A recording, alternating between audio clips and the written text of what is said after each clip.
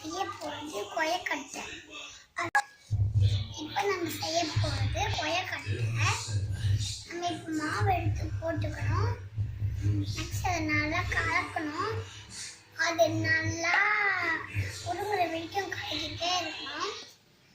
அதை கலக்கிட்டு அதை இப்போ எடுத்து கொயக்கட்டை ரவுண்ட் ஷேப்பில் வரோம் பாருங்க.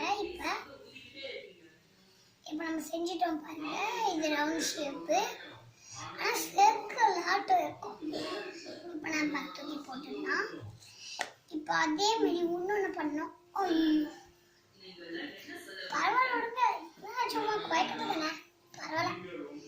இப்போ அதே மாதிரி இன்னொன்று எடுத்து நல்லா ரவுண்ட் பண்ணிடணும். அதையும் தூக்கி அப்படி போட்டுடணும். அதனால தான் நம்ம கப்பு எடுத்து வச்சுருக்கோம்.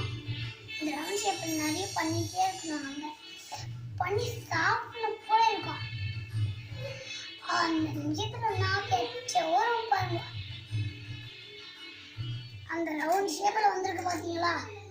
எப்படி அந்த உருண்டை பராகத்துக்கு கையில் ஒட்டிக்கிது எல்லாத்தையும் எடுத்துடணும். எல்லாத்தையும் எடுத்துட்டோம். இருக்கிறத நல்லா உருண்டை பண்ணிட்டோம். நல்லா அதையும் தூக்கி பாருங்க. இப்போ நம்ம 5 பண்ணியிருக்கோம். இன்னும் 6 பண்ணணும். 6 பண்ண போகிறோம். 6 பண்ணிட்டோம்.